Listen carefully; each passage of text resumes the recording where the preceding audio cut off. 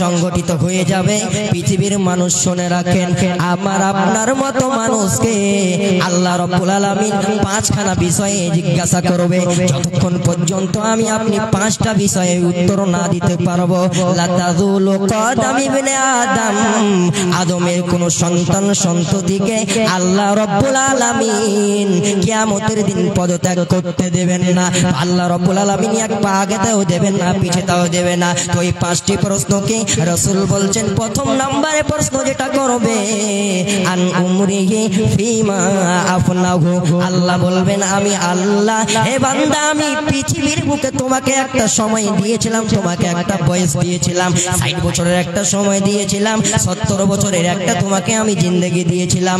ফিমা আফনাহু, তুমি তোমার সময়টা, তুমি তোমার জিন্দেগিটা, তুমি তোমার হায়াতটা ফিমা বলাহু কেমন করে পার করে এসেছো, কেমন করে পার করেছো, অন্যায় ভাবে পার করেছো, নেশাতে গিয়ে পার করেছো, মদের আড্ডাতে গিয়ে পার করেছো, না কেমন ভাবে পার করেছো বান্দা।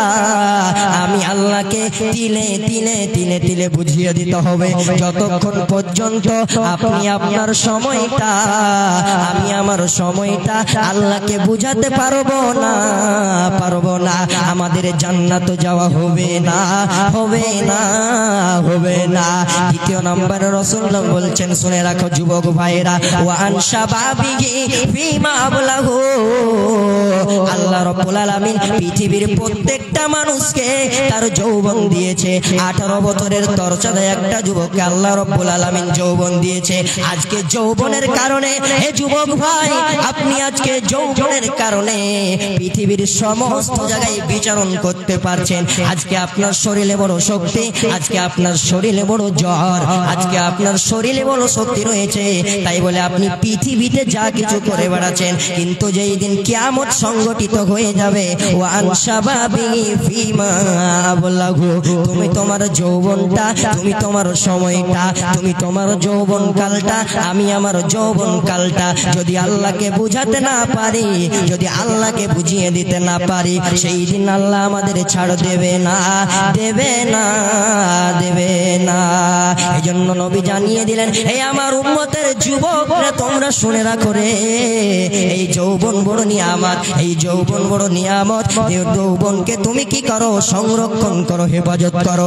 যৌবন কালে আল্লাহর ইবাদত করো, আল্লাহর ইবাদত তুমি লুটিয়ে পারো। কখন তুমি যেই কাজ করবে, তো রাসূল অন্য হাদিসের ভিতরে বলছেন, এই যৌবন কালটা যখন তোমার ভিতরে রয়েছে, তো বার্ধক্য আসার পূর্বে, তুমি বৃদ্ধ হয়ে যাওয়ার পূর্বে, তোমার যৌবন কালটা, তোমার যৌবন কালটা আল্লাহর রাস্তায় কাটিয়ে দাও। যাতে এমন একটা সময় আসবে, এমন একটা কাল তোমার কাছে চলে আসবে, তোমার দাড়িগুলো লাল হয়ে যাবে, শরীরে তোমার শক্তি হারিয়ে যাবে। সেই দিন তুমি কি করতে পারবে না।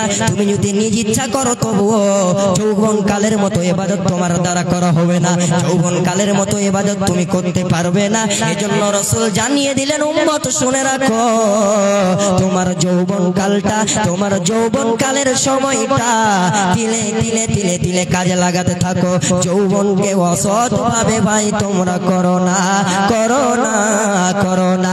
যদি যৌবনকে অসৎ ভাবে কাজে লাগিয়ে দাও, যদি আল্লাহর রাস্তায় না কাটাতে পারো, তো রাসূল বলছেন, এমন একটা সময় আসবে যেই দিন কিয়ামত সংগঠিত হবে। তো 7 শ্রেণীর লোক আল্লাহ রাব্বুল আলামিন আরশের ছায়ার নিচে ছায়া দিবে। তো যুবক তুমিও থাকবে, ওই যুবকটা, ওই যুবকটা আল্লাহর আরশের ছায়ার নিচে ছায়া পাবে। যে যুবকটা কি করলো, যে লোকটা কি করলো, তার যৌবন কালটা, তার যৌবন কালের সময়টা আল্লাহর রাস্তায় অতিবাহিত করলো, আল্লাহর রাস্তায় ব্যয় করলো। তো ওই যুবকটা আল্লাহ রাব্বুল আলামিনের যৌবন কালটা অতিবাহিত করার কারণে আল্লাহ রাব্বুল আলামিন সেই যুবকটাকে, ওই লোকটাকে, ওই ব্যক্তিটাকে, ওই মানুষটাকে আল্লাহ কিয়ামতের দিন আর তার আরশের ছায়ার নিচে ছায়া পাবে।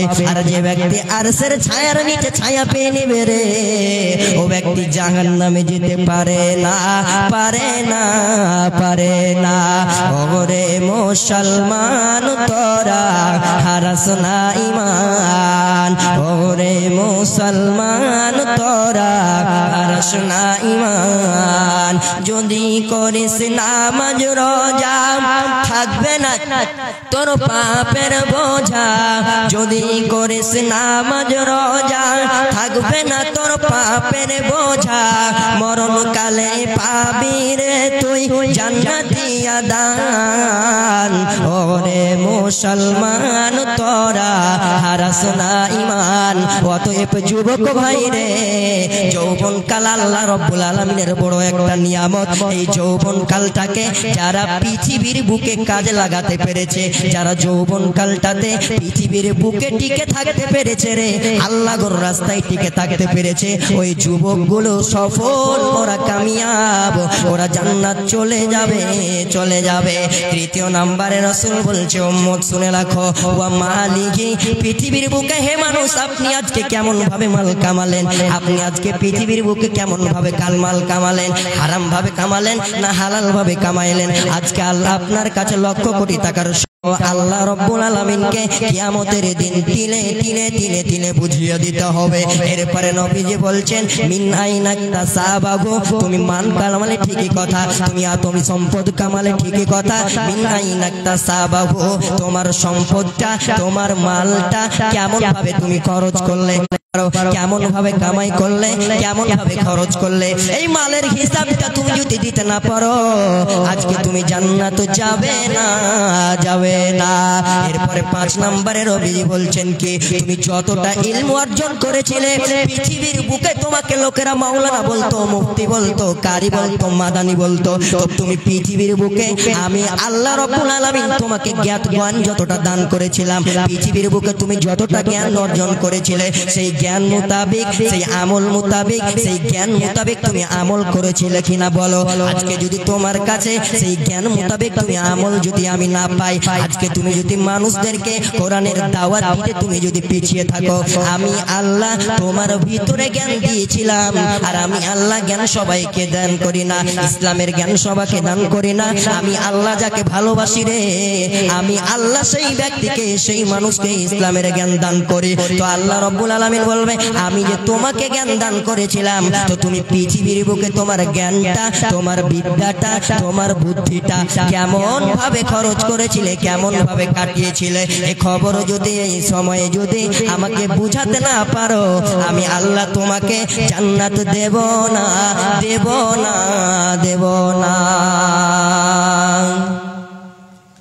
জি আল্লাহ রাব্বুল আলামিন আপনাকে যে 5টা নিয়ামত দিয়েছে যেই 5টা বড় বড় নিয়ামত আমাকে আপনাকে দিয়েছে সেই নিয়ামতগুলি আল্লাহ রাব্বুল আলামিনকে আমাকে আপনাকে তিলে তিলে বুঝিয়ে দিতে হবে যদি আমি আপনি তিলে তিলে বুঝিয়ে দিতে না পারি তো কিয়ামত আমাদের দ্বারা যাওয়া হবে না জান্নাত আমাদের দ্বারা যাওয়া হবে না আমাদের ঠিকানা হয়ে যাবে জাহান্নাম রাসূল সাল্লাল্লাহু আলাইহি ওয়াসাল্লাম আরো একটি হাদিসের ভিতরে বলেন উম্মত তোমরা যদি জান্নাত পেতে চাও তোমরা যদি জান্নাত নসিব হয় তাহলে আমার কাছে শোনো একটা আমলের কথা আমি তোমাদেরকে বলবো যুবক ভাই শোনো তোমরা যদি জান্নাত যেতে চাও পৃথিবী নামক রাস্তা দিয়ে তোমরা যদি জান্নাত পেতে চাও তো আল্লাহ রাব্বুল আলামিন একটা সোজা আমল বলে দিয়েছেন যেই দিন কিয়ামতের দিন তুমি তোমার আমলটাকে সহজ করে নিতে পারবে কিয়ামতের দিন যেই দিন 5টা প্রশ্ন আল্লাহ রাব্বুল আলামিন করবে এই আমলটা যদি তোমার খাতায় দেখতে পাই আমলনামাতে যদি দেখতে পাই আল্লাহ রাব্বুল আলামিনের জান্নাতে যাওয়া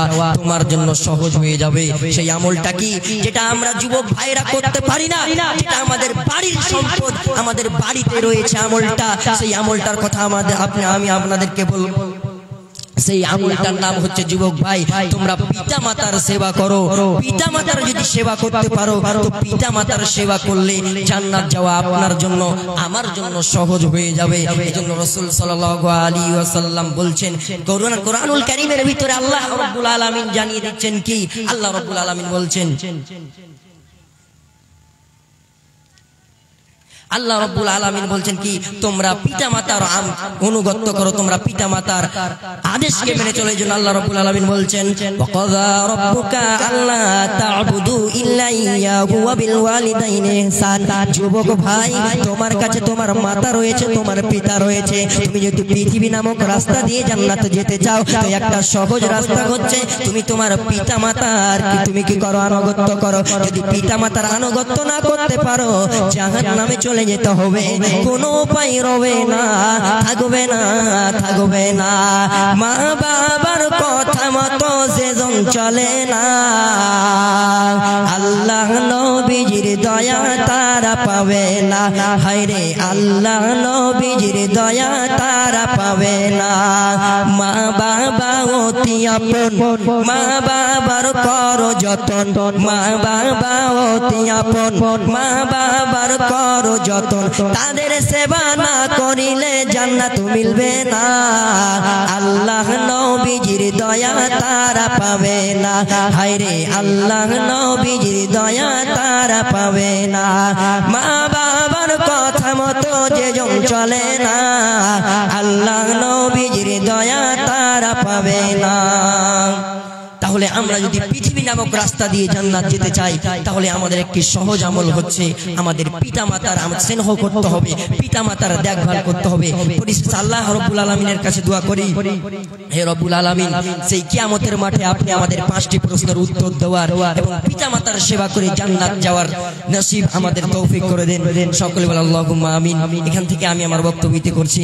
আসসালামু আলাইকুম ওয়া রাহমাতুল্লাহি ওয়া বারাকাতুহু।